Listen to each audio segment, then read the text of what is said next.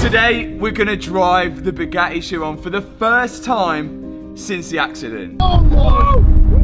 We come so close in the last video to being able to drive it, but we did manage to fit the new interior and the new radiators, but there is one thing that stopped us. Oh no. No. The radiator at the front failed our pressure test, which means that we weren't able to fill the car up with coolant. Now, Bob made these radiators from scratch because we weren't able to get them from Bugatti, but we think this one here, you can see the dent, we think that one got damaged in transit. But we've still managed to split the car in half, repair the gearbox mounting, put the car back together, start it for the first time, and replace all of the airbags. That is an Aston Martin airbag fitted into a Bugatti Chiron. But if we have any hope on getting this car running, then we've got to fix this radiator first. Right, let's pick up where we left off from, which was right at the back here. There is one coolant expansion tank reservoir here, and that is for the engine coolant. This is another coolant reservoir, and this is for the charge coolers. And also, they're gonna have radiators at the front as well. One of them has been made by Bob, the other one is original. We need to check the pressure on this as well, because if there is any leaks, we should fix it now before we start fixing the other radiators. So we're gonna put some pressure through this one, because we never got that far yet. And we'll see if any air comes out of that. Hopefully it holds pressure in that. Let's see. To do that, we need this mechanism here. Literally screws on to the coolant reservoir. And then we need this little mechanism. Goes onto the mechanism. And that will create a seal. Right.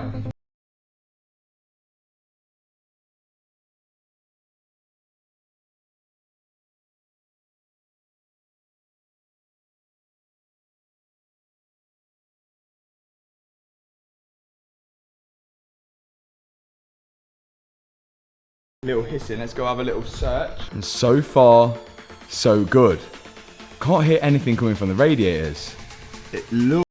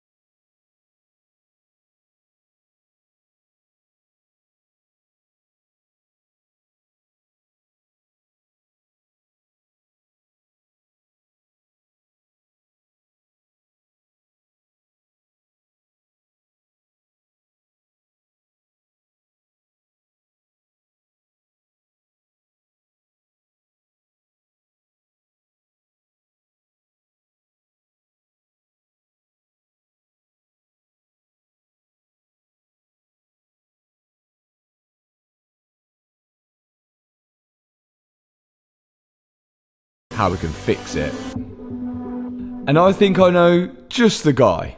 Bob! Hi. It's broken. It's bent. Yes, Yeah. it's definitely had impact. It felt like it were coming from the inside of the core there. So the way they're made, they're dipped in some magic stuff and then baked.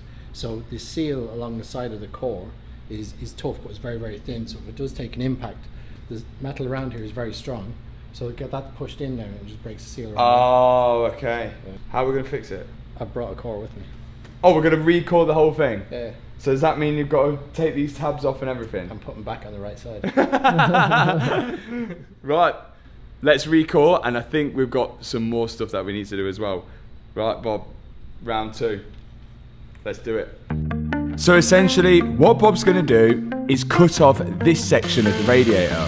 This is the part that took the longest to actually make. The core he just bought from a shop for about £180. Whilst Bob cracks on with that, we can now put back in the Bugatti washer bottle, because all of this carbon has been all fixed and replaced. All these little jobs now are really time consuming. And there is going to be little parts of this Bugatti that we're going to need. like shrouding and plastic covers, and they're going to take a long time to make. But at the minute, I just want to concentrate in getting this car running without any warning lights on the dash. And meanwhile, Bob has cut the tank off the radiator. You can't really see any like obvious damage there. The fins are damaged there because I just cut through the side of it when the saw blade hit the fin. Oh, that sucks. Is it just a case of putting this on the other one? Well done. And Bob has brought with him an entire new radiator core. So he's just got to weld the tanks off the other one onto this one. Next step, I think we can do, we're just doing all these little tiny bits, which are very time consuming. This fuse board here took a beating in the accident, and I managed to find that they were off a Lamborghini Gallardo. This is a Lamborghini Gallardo fuse board. I'm gonna switch this out onto there. Let's start switching them over. Luckily, most of the parts that have been broken on this Bugatti have been interchangeable with other parts on other cars. Just like this Gallardo fuse box. The only thing that isn't interchangeable was the cover that goes over the top. The Gallardo doesn't have one, but the Bugatti did. So that's something that we're gonna have to make. But for now, the fuses are in and Bob's ready to weld on the tanks onto the core of the radiator. He lines them all up, tack welds them onto each corner, and then the proper TIG welding can begin. Remember, all of this is aluminium, and it takes a very precise welding, which is really hard to get right, which is exactly why I've got Bob to do it. Once he's done that, he's got to cut the tabs off the old radiator core, because these have got to go on the new one because these support the fans. And that is one radiator pretty much complete. You join me at the back of the Chiron. And what we actually noticed previously is this is a secondary air pump. Blows air into the exhaust to cut emissions on a cold start. Load of weird stuff. It's not really needed, but sometimes it can make it misfire from cold start. And this one was always missing. We don't know why. We don't know why that was taken off, and I still don't know why it was taken off. Obviously, we can't order one. So we had to cross-reference this one, and what I found is one of a Volkswagen Passat, I think it was. Now that is exactly the same as that, but I have noticed a small issue is that the air filter, which clips on here and the air filter goes on there, that sucks the air in, is slightly different. So I've had to order an air filter off another air pump which should be arriving, but that shouldn't be too much of an issue of being able to fit this. I hope it's not handed left hand and right hand. So I'm going to take this one off this bracket, fit it to here, and then hopefully when we start the car the next time it should actually run really nicely, provided it's got fuel, because we forgot about that last time. Let's do it. These secondary air pumps only really start up when the car's on cold start, and it blows fresh air into the exhaust system so that it can try and heat up the catalytic converters as quick as possible. That way it reduces the emissions on the cold start. But I think if you've got a W16 engine, emissions isn't the first thing on your mind. But if we don't have these, it's likely it'll bring an engine light on the dash. Luckily, I found this one off a Volkswagen Passat and it fits straight in. All I need is the air filter for it, which should arrive later. Good? Good, all good. That's the next step, it's looking good. Yeah. Time for the ultimate test, the pressure test. Right, we're going to 14 PSI. Is it the moment of truth? Sorry, I went to 20 instead. Straight to 20. Bob's made the new radiator, and what we're doing now is pressure testing it off the car. We've blocked over all the exit ports of the radiator, and we're pumping air into one side to see if it holds pressure. 25. 31. 36. Yeah, it's just seemed right. I think we're good. I'm going to relieve it of some pressure before we all have an explosion in here. But that's good. Good work. Good start. It's a good start to the Miami trip from Bob. And although the Rad didn't have any leaks, when we went to fit it up against the other radiator, something was wrong. What's happened there?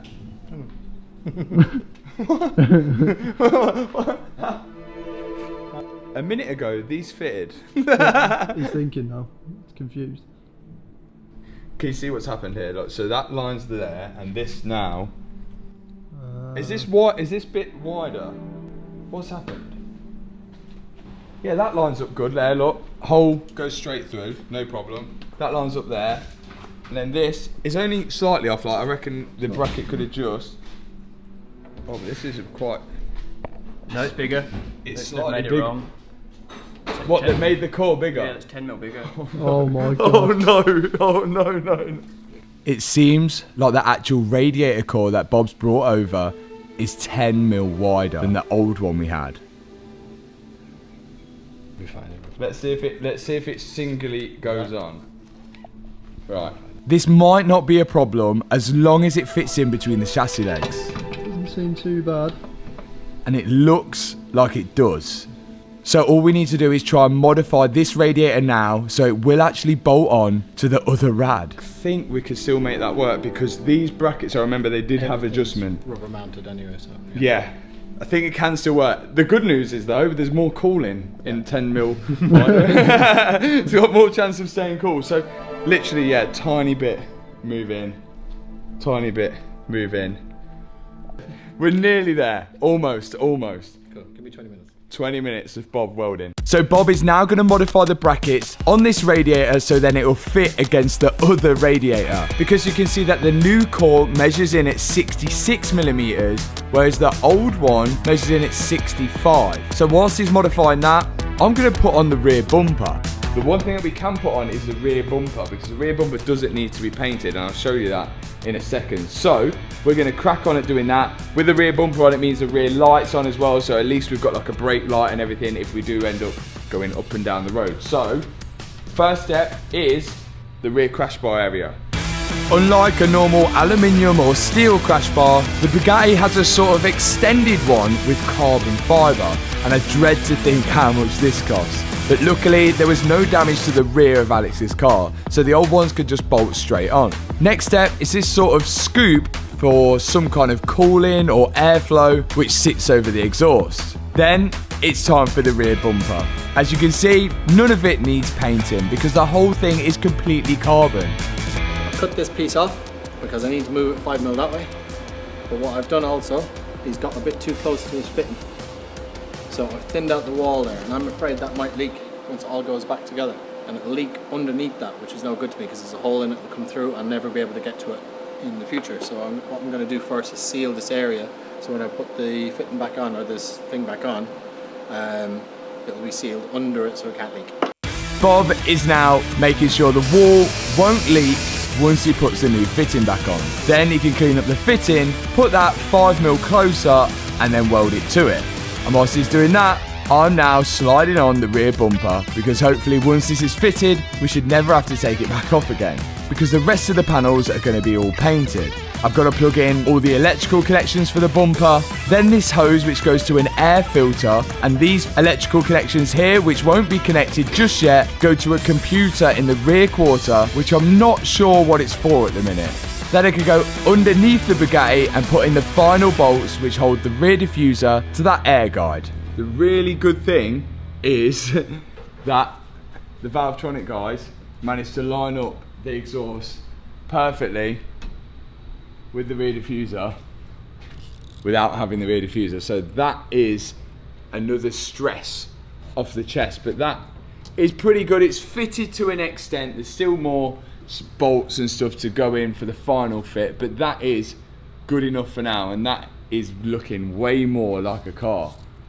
So far, so good. I think we might do the radiator next. Bob's done it. Modification of the nation. It's done. Oh, it's warm. Oh, it's really warm. It's done until we find the next problem. Yeah. Well, the next thing we're going to do is fit these radiators. So we're just bolting up the brackets again, which you've already seen, and then hopefully this is the time. Third time look at. Finally, the radiators have done. After a long battle of having to make and modify multiple times to get them right. It was never going to be easy, as I knew when I first took on this project. With Bugatti refusing to sell us parts, everything we were going to have to replace on this car was going to have to be made. And as you guys know, I'm no fabricator, so I've had to find a team who could make all these parts for us. The vacuum filler, aka Mr. Suck. And now Mr. Suck can go onto the coolant reservoir, and when that sits on there, it should suck out all of the air that's in the cooling system and hopefully hold its negative pressure. Bob's putting on the fitting for Mr. Suck, or we could call her Mrs. Suck. She could be Mrs. Suck. And Mrs. Suck is going to blow compressed air straight through there. That compressed air is going to get pulled straight through there, which is going to pull a vacuum inside the cooling system. Then we should see negative pressure build up in the cooling system. We're going to lock the taps off, and what we should hope is that it will hold the negative pressure. If it starts then creeping back up, we know we've got a leak somewhere. This is how we're going to fill the coolant, but we're hoping to test that it doesn't have any leaks with this as well. It's a little harder to find the leak if we do it this way, because it'll be sucking rather than blowing, but hopefully we'll have a clear answer when we start doing this. So on goes the air fitting across Mrs. Suck. Then we can open the tap and we should see negative pressure build up, or build down, whatever the correct terminology is. And we can see on the gauge now, slowly the gauge is rising, which means we're getting negative pressure. And you can see the hoses collapsing here. And if we have a leak, when we turn the tap off, the pressure will build back up again. But let's hope not. Okay, so we're at about -20. We'll see if that will hold its negative pressure. And we left it for a few minutes, and the negative pressure seems to be holding in the same spot, which is good news. Guys, we are rolling deep in -21 inches of mercury right now. We are rolling hard, and we've been rolling hard for a good couple of minutes. I think we're looking good. Let's go, Bob. Let's go, Bob. Just for context, as well, that's 1:30 in the morning US time. That's like 6:30 in Ireland. And we're there. We are there. Come on. That's good enough to fill coolant in. And I think that's the next step. 39 litres of coolant this car takes. An insane amount. And we've got to vacuum fill all of it. In the hose goes into the bucket, and as soon as we open the tap, the negative pressure is going to suck all of the coolant into that cooling system. Normally, I would have filled the hose up with coolant first just to prevent any air getting into it. But I'm not too worried about airlocks on this car. It's still going down. This is an insane amount of coolant. This is ridiculous. I was having to top the bucket up fast. I can't believe how much is going in. And bit by bit, it was sucking all of the coolant in. Regardless of how hard we try to get this car back to original, back to how it should be, no matter what we do, if you put the VIN number into car vertical, you're always going to see that this car has history of being crash damaged. And that will happen with all the cars that have been registered as damaged if you check them out on car vertical. So the first thing that you guys should be doing before you buy a car is putting the VIN into car vertical to make sure there's no hidden history there. You'll be able to see a timeline every time a number plate's been changed, every time it's had an MOT, any mileage discrepancies that it's had, whether it's ever been stolen, whether it's wanted as stolen, whether it's had any outstanding finance. You'll be able to see it all on car vertical. Oh, we're looking good. The practice is 0. Any leaks? Any leaks? Oh. Oh. Oh no. Oh. We've got wet here. Something wasn't right. Bob ain't having a good day with these radiators, is he? We vacuum tested it, look. Literally dripping out the same radiator. I'm starting to think he just wants to come back to Miami. Oh. The mounts that Bob had just moved were leaking for a tiny hole. We've just filled it all with coolant. We've just filled the whole thing with coolant. Now we've got to empty it all back out.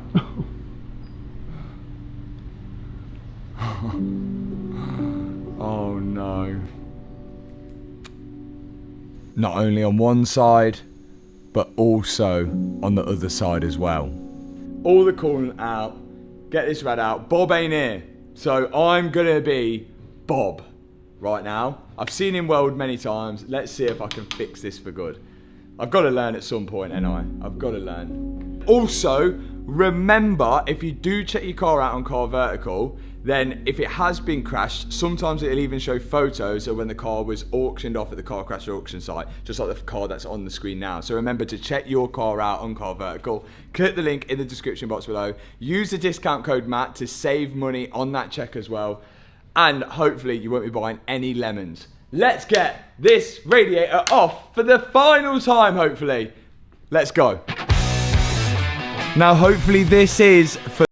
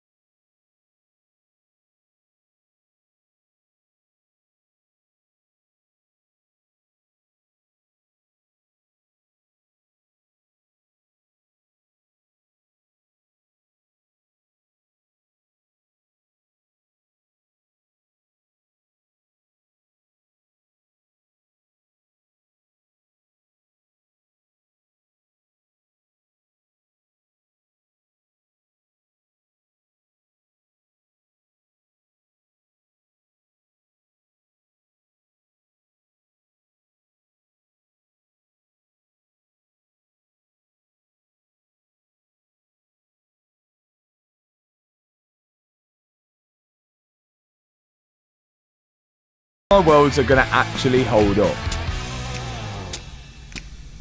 This one weren't that bad. What are we gonna do? I think we need to wait for Bob. Yeah. It didn't work. No. Never mind. This thing I am sick of looking at. It is just minor problem, minor problem, minor problem. And it's all stuff that is like easily fixed or like easily like you could avoid happening. I just keep missing things. Like it's a bit too long because we ordered it and it came in too long and there was some confusion in the email. The brackets are in the wrong place because it was too long. We changed them around, dead easy to do. Fine, took me like 15 minutes. Then that caused it to leak for some reason. We pressure tested it with a vacuum tester after, it didn't show up, and then once we put coolant in it, it showed up, which makes no sense. It makes no sense to me whatsoever. It was also 3 a.m. in the morning. It was 3 a.m. Yeah, it was 3 a.m. when we were doing it. So it's likely we missed it. Should have pressure tested it instead of vacuum testing it, whatever. But it's not a problem because that's what we do. We fix things. That's what we do. That's why we're here. Let's get this welded. 10 minutes back in the car. Some things are better left to the professionals. Eventually, I will learn how to TIG weld, and I think I've got the right guy to teach me.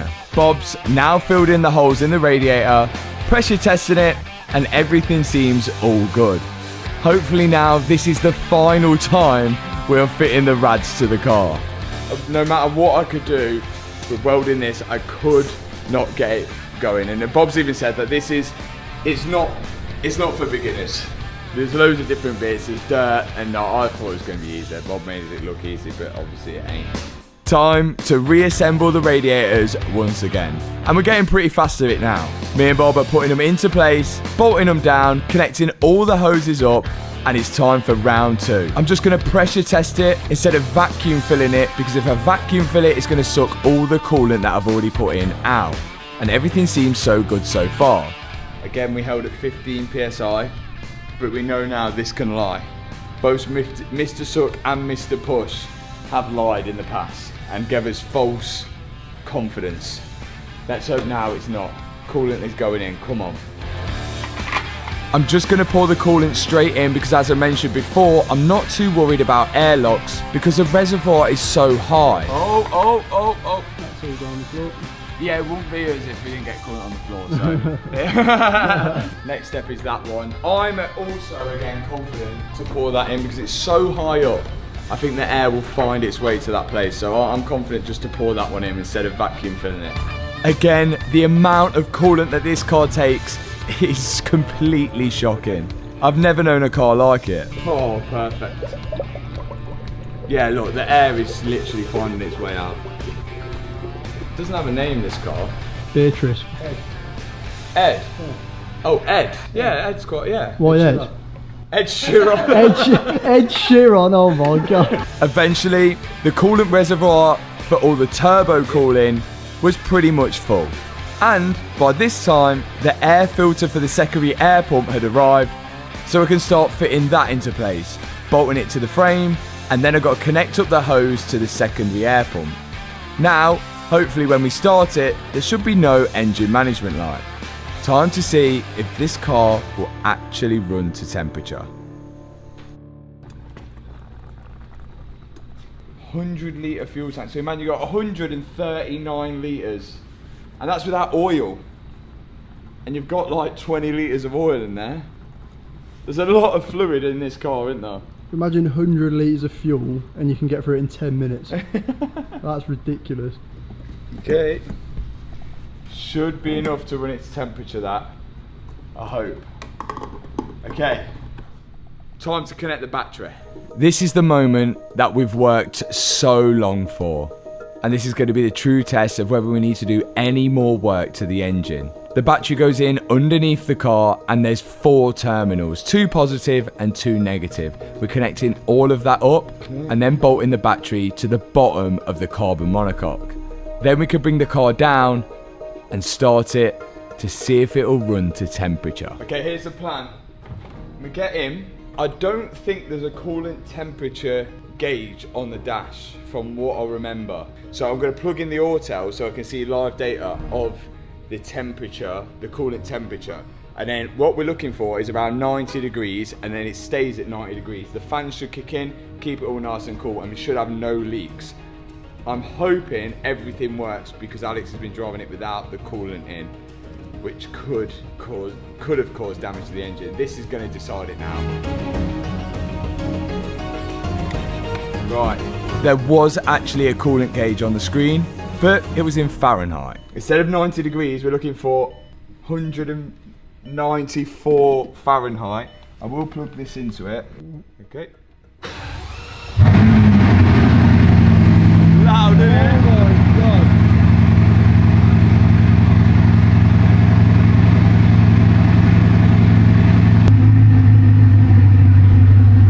That is so loud. It is loud, isn't it? Oh my god. Looking all good at the minute. No leaks. We still have every single light on the dashboard ever. We've got traction, EPC, airbag, steering, stabilisation control. We've got every light. What I'm going to do, clear it on the auto, but I think a lot of them will come back and until we start sorting other stuff out. 148 Fahrenheit so far. Slowly, the temperature started to rise. And the car was drinking more and more coolant. So we had to go back to the tanks and top them both up, the engine and the charge cooling one. And eventually we was getting close to that 194 Fahrenheit. We're at 194, we've gone to 195. 197, are the fans not come on the front yet? It has. The fans are on. The fans are on. If it stays here, if it can stay here, oh, we're at 201. Come on, cool down. 201, 201. 198 Fahrenheit is 92 degrees Celsius. Oh, that's not bad at all. That's fine. That is fine. I'd expect Yeah, it's come back down. It's come back down to 199. We're at 201, we've come back down to 199.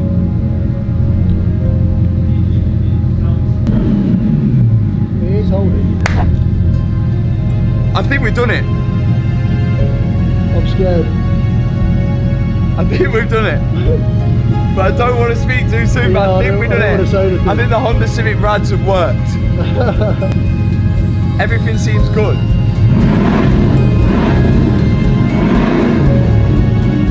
That is sounding good. The radiator seems to be holding.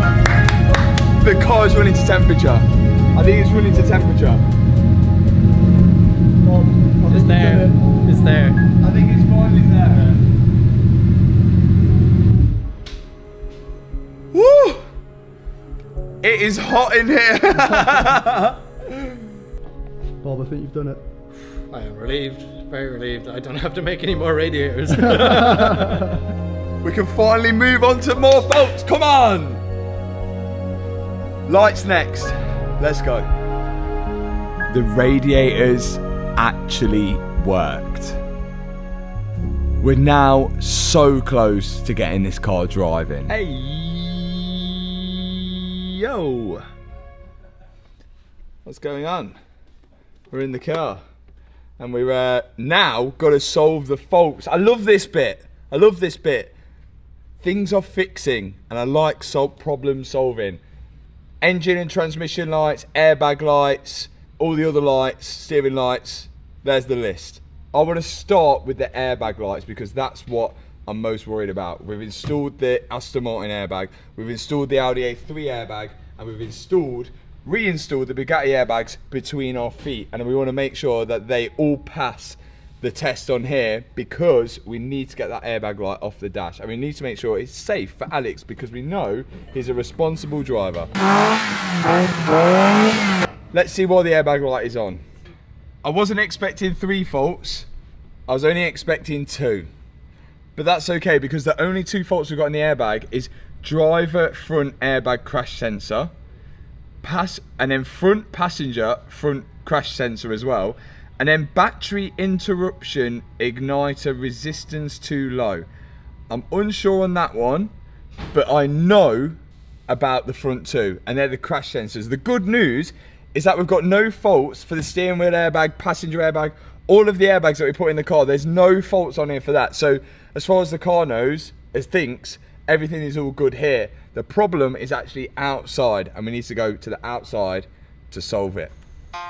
Okay, 3 faults in the airbag system.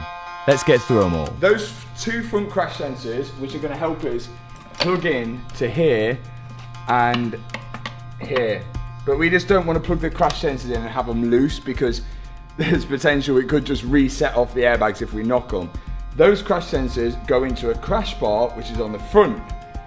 And that was a whole issue in itself because the old crash bar was completely destroyed. To the point where it was hard to even tell what it was supposed to look like before the accident. This whole thing is so important because it holds the bumper, it holds the front splitter, it's literally the front end of the car. It holds the horseshoe at the front, it holds the alarm, the horn, the crash sensors, the bonnet lock. Like if one of these things is out of line, the whole car is not going to look right. The bonnet isn't going to go down, the crash sensors aren't going to work, and nothing's going to line up. And the hardest part about all of this is we don't have one to copy. This is the one that we can copy, and it's absolutely mashed up. So with a lot of the other stuff, the windscreen, the headlights, few people have offered to bring a Bugatti Persport down and we could 3D scan it. We've had a Persport down here to 3D scan the windscreen, the headlights, the actual screen on the top. But what they wouldn't let us do is this front crash bar because nobody, believe it or not, would let us strip their Persport apart so we could scan this. And without scanning one, it's going to be really hard to copy what this crash bar is supposed to look like. We spoke to everyone. And the first person we should have spoke to the whole time was Bob at the machine shop. We gave Bob the broken crash bar and he was going to do his best to try and replicate it and then copy what he thinks it should have looked like. He said he spent over 60 hours making this full crash beam, using the same aluminium as Bugatti used, cutting it down, welding it, filing it, heating it, doing everything it takes to try and make this front crash bar work. He even had to copy the points where there was loads of mountains, putting in riv nuts and tapping in threads. The amount of work that's gone into this thing is crazy, but the end product is something I just couldn't believe.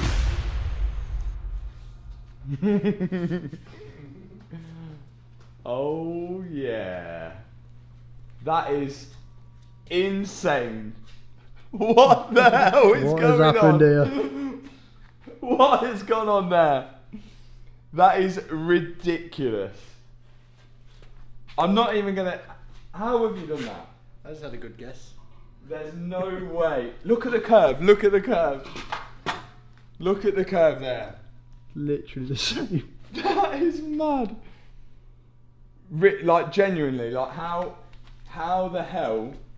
I could understand the bottom bit. The bottom bit looks like it's not damaged, and I thought you were going to use the bottom bit and then weld off that. You've literally made an entire new one.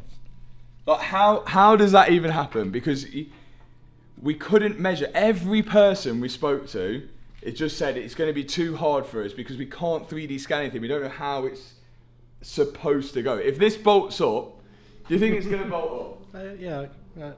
I guessed them good. If this bolts up, that is definitely worth a subscribe to Bob's channel, because Bob's going to release a video how he did this, because I'm still mind boggled. I need to see the footage as well, because that looks crazy. I guess we won't know. Well, the first test will be to bolt it to that. The second test will be whether everything bolts to it perfectly, but it looks sick. Like, that looks crazy. Now, time to actually see if it fits up to the chassis legs. The moment of truth.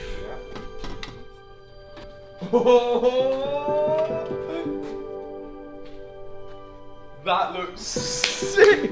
It looks actually sick. That is mad. That is mad. We've never seen it like that. And do the bolt holes line up? Of course they do. Straight in. No way. That is actually nuts. Thank you, Bob. Got to be one of the best things you've done so far. It was the most challenging thing, because the engine mount, that was just snapped, welded back together. Yeah. Radiators, we had something to measure. It was bent, but we had something to measure. I couldn't take a measurement off that. It's actually starting to look like a car. Like Alex ain't even seen this yet. He's going to be buzzing. It's not even my car. And that is a 10 out of 10 effort, and is most definitely worth a subscribe. All we need to do now is paint this thing. So that's what we're about to do.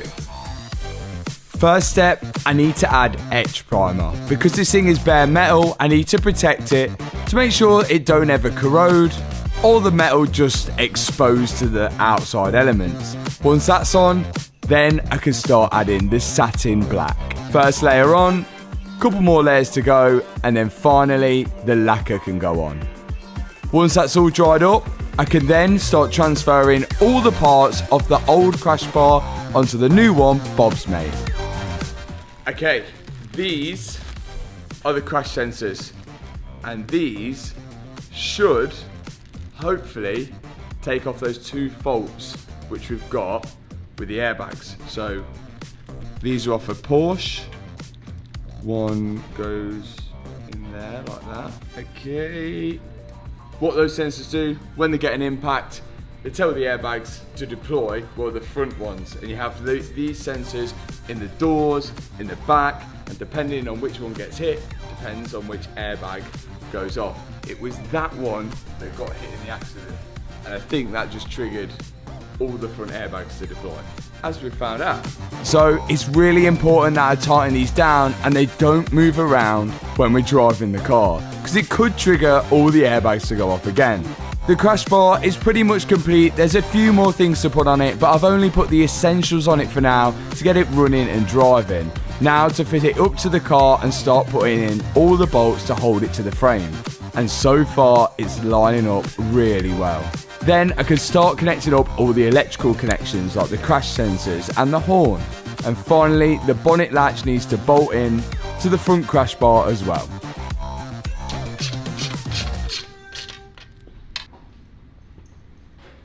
It's starting to look like a car.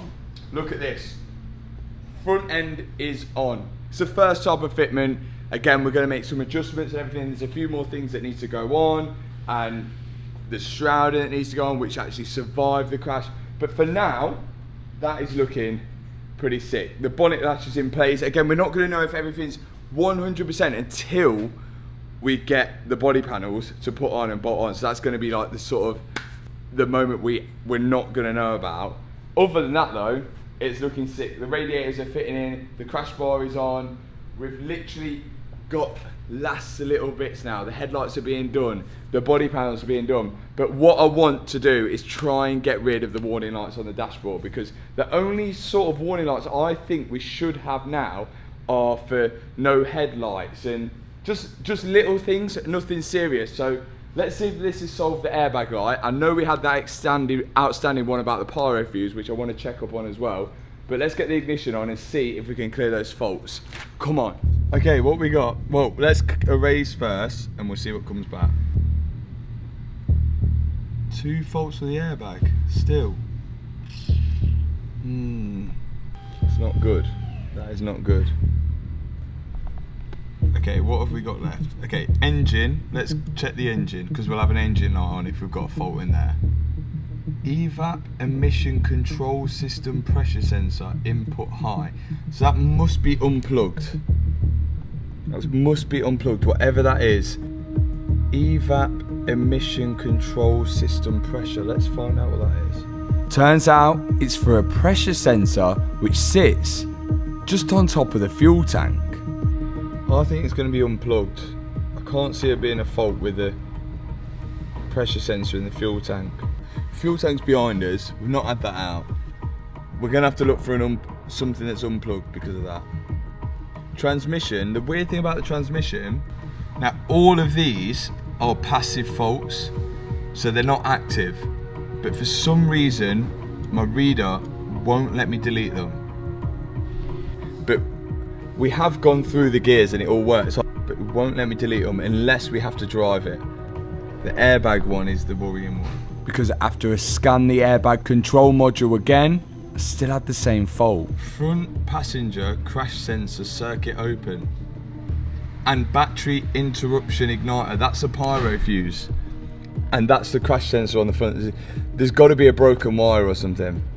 Let's go see if we can find something that's unplugged in the engine bay and a crash sensor on the front which has got a broken wire.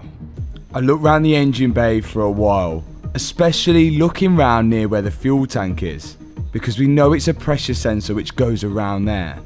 But everything was really hard to see now that the car was put back together.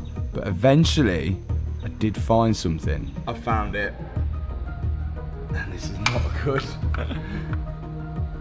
That is not good at all. Okay. Okay, our goal was to drive the car. Our goal was to drive the car and get it rolling. So we're gonna have to come back to this. I will explain later on what is going on, but that is not good. That is not good. Okay, we need to go and find the airbag fault. Let's find the airbag fault before things get any worse. We'll come back to this.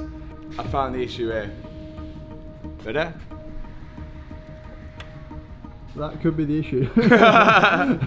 So this is the annoying thing, we're finding this more and more and more on cars, is that sometimes the wiring doesn't look broke at all because it still sits inside the tape, but I've literally just pulled that tape back, and that would explain why this crash sensor isn't working. So let's solder these back up, and that's one issue solved. At least we got one issue.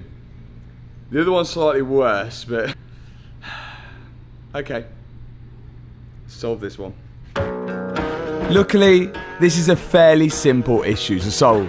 I've just got to solder the 2 broken wires back together, put a bit of electrical tape around them, and then plug it back into the crash sensor. That's together. We should have an airbag fault down. Let's go check it. That has gone. But we still have one left in the airbag. Battery interruption igniter, resistance too low. I think that's a pyro fuse, but why does the car start? So I remember there being 2 pyro fuses on this car. I don't know why. I think we need to check underneath. Let's go and have a look underneath and see what that issue is, and we should get all the airbag lights off the dashboard then, if we can solve this issue. The pyro fuse normally cuts power going to the starter motor, but this car still starts. Here, I think, is the battery igniter fuse thing. So this wire here went up, and there's a pyro fuse in that box up there. But there's also like a separate fuse here, and I just wanted to make sure that this fuse was actually okay. So I tested the continuity on it. Oh, yeah, we're good. Okay, that has a connection. So that fuse hasn't gone. But, and the fuse, the pyro fuse can't have gone because the car starts, because this, I'm sure, goes up to the pyro fuse and then to the starter motor. Previously, when I took the car apart, I remember there being a pyro fuse hidden just above the battery, as you can see here. But all of it works, and that's what I can't understand. Look, this is literally a Mercedes pyro, but the fuse isn't blown, but there's whether it's faulty or something. I'm gonna leave the plug off for that pyro and put the ignition on in the car again, and then if I get a new fault, then I know that it's not this pyro and it's got to be the other one up there. But if I don't get a new fault, then it's got to be this thing in here that's got an issue. So I'm not going to plug back in the fuse that's directly on the battery, and we're going to see if anything's changed with the fault codes. What we're looking for is hopefully the same fault, because we've just unplugged it. So if that fuse is gone, essentially it thinks it's unplugged if the fuse is gone. So let's see. Oh, it is that fuse, because now we've got battery resistance too high, and when we plugged it in it was too low. So it is that fuse. Why that is gone but everything still works is still baffling me. I don't know why, but we're gonna have to order one of them and see if we can fix it. For now, let's plug it on and we'll take it out, drive it, and see if it clears any of the other faults that we've got on. We've still got all the transmission ones. I can't seem to clear the transmission ones, but we'll see. Let's take it out and we'll see if any of the faults disappear, especially the transmission ones. We know what we need to order so far, but we're going to come back to that engine control module fault. Right, let's connect it all back up. This is now a huge moment. Everything we've done so far is now about to be tested. Splitting the car in half, fixing the broken gearbox mounting, putting the car back together, repairing the interior, fitting the airbags, making the radiators, the front end, even the exhaust, are all about to be tested for the first time properly. Because I'm about to take the Bugatti for its first proper drive since the accident.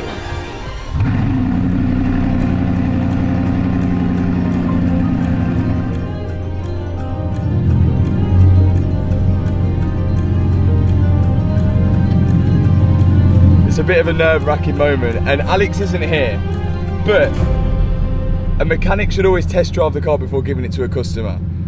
This is my first time ever driving a Chiron as well, and it's like this. This is crazy. This is going to be mad.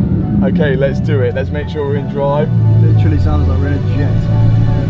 I will take it easy first. We've got no windscreen. Oh, it's driving smooth. Is it?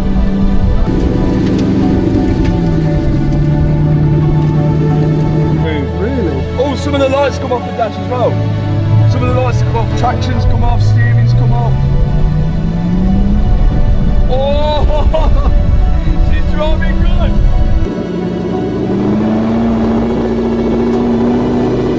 Oh, it's so smooth. It's scary as well at the same time. Literally, the car was in half. The car was in half, and I'm now trying to pull it apart again by driving it.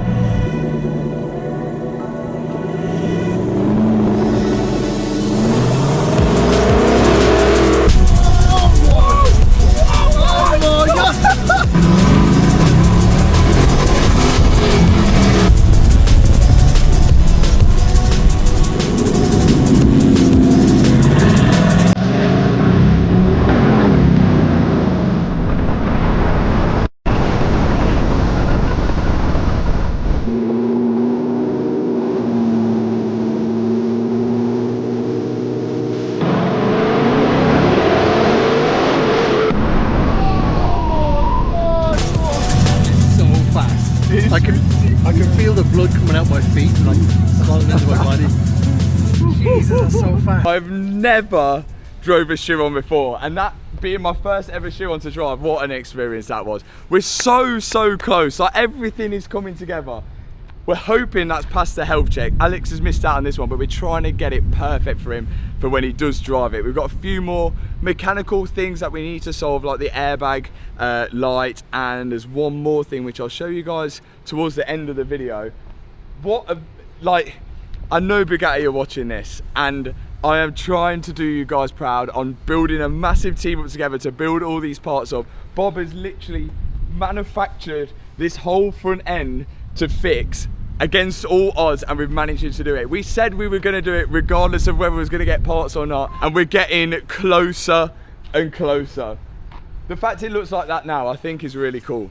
We do need to take it back inside and complete our health check to make sure that everything was all good. But something that is cool as well, to commemorate us driving this on the road for the first time, we have just dropped the HWBT shorts and the sports jackets as well. You can grab these on the hwbt.shop website at the minute, but they're only limited numbers, so once they are gone, they're gone, and it's perfect for summer. Let's get her inside and make sure everything is all good and there's no leaks, and we'll address the small situation, a little mistake that I made when putting this car back together. Let's get her inside.